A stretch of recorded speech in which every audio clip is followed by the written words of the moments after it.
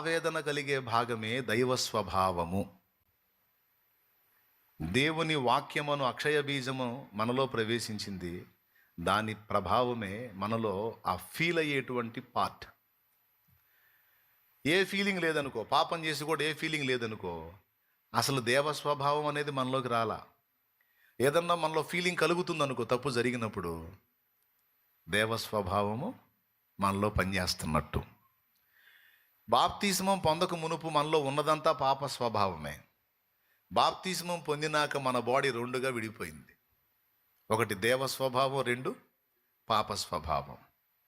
ఆ దేవ స్వభావాన్ని మనలో డెవలప్ చేయాలనేమో యేసయ్య, ఆ పాప స్వభావాన్ని మళ్ళా పెంచి పెద్ద చేసి ఆ కొద్ది గొప్ప ఏర్పడినటువంటి ఆ దేవుని బీజం కూడా పూర్తిగా తొలగించాలనేమో ఈ లూసిఫర్ గాడు. అర్థమైందా? ఇప్పుడు ఇటుపక్కేమో వీడేమో పాప స్వభావాన్ని డెవలప్ చేయాలని మనలో, అటుపక్క యేసయ్యేమో దైవ స్వభావాన్ని డెవలప్ చేయాలని. విచిత్రం ఏంటంటే ఇప్పుడు రెండు స్వభావాలు ఉన్నాయి మనలో, బాప్తిసం పొందిన వాళ్ళందరిలో. అర్థమైందా? పొందనోళ్లలో ఒక స్వభావమే పాప స్వభావం, దుష్ట స్వభావం. పొందినోళ్లలో ఇప్పుడు ఏ స్వభావం వచ్చింది? దైవ స్వభావం వచ్చింది. ఇక ఈ పోరాటం అనేది ఇక మనం బతికున్నంత వరకు ఈ పోరాటం నడుస్తూనే ఉంటుంది. ఏ పోరాటం? తప్పు చెయ్యొద్దు చెయ్యొద్దు చెయ్యొద్దు అనే ప్రేరణ, తప్పు చెయ్యి చెయ్యి చెయ్యి చెయ్యి చెయ్యి అనే ప్రేరణ, రెండు మనకి వినపడుతుంటాయి. ఒక చెవికి అది వినపడుతుంటుంది, ఒక చెవికి ఇది వినపడుతుంటుంది. అందుకే రక్షణ పొందిన మనిషి తనకు తెలియకుండానే ఒక యుద్ధరంగంలో ప్రవేశిస్తాడనమాట. దేవునికి స్తోత్రం.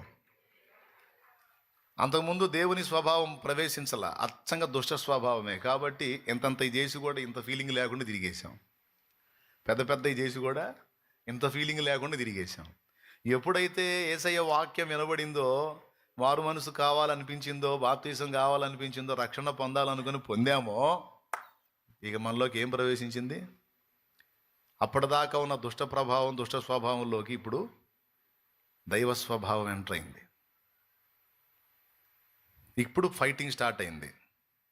బాప్తిస్మం పొందినటువంటి వాళ్ళు, యేసు ప్రభుని కలుసుకున్న వాళ్ళు తమకు తెలియకుండానే పోరాటంలోకి ఎంటర్ అవుతారు. ఏమి లేదండి, రెండే, శరీరము ఆత్మకి, ఆత్మ శరీరానికి విరోధంగా ఫైట్ చేస్తూ ఉంటాయి. కొన్నిసార్లు శరీరం గెలిచిద్ది.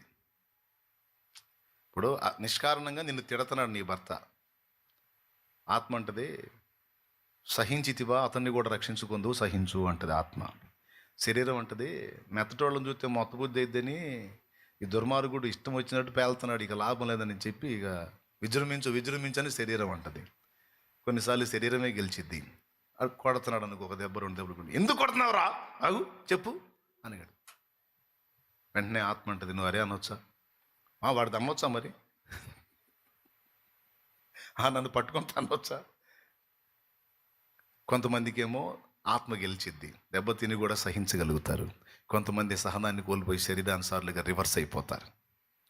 రివర్స్ అయినప్పుడు అవతలి వాడు మారడానికి అవకాశాలు లేవు. సహించినప్పుడు అవతలి వాడు మార్పు చెందేదానికి అవకాశం ఉంది. కానీ ఏం చేద్దాం మరి? ఈ రెండు లక్షణాలు మన శరీరంలోనే ఉన్నాయి. ఒకటి ఆత్మానుసారమైన లక్షణం దైవ స్వభావం, ఒకటి శరీరానుసారమైన లక్షణం దుష్ట స్వభావం, ఈ శరీర స్వభావం. ఇప్పుడు నేను చెప్పొచ్చేది ఏంటంటే, ఇన్ని పోరాటాలు నడుస్తా ఉన్నా కూడా దేవుని కృపను బట్టి నీ విశ్వాసం ఇంకా బతికుంది చూడు, అక్కడ దేవుని సాయం నీకు లభించింది.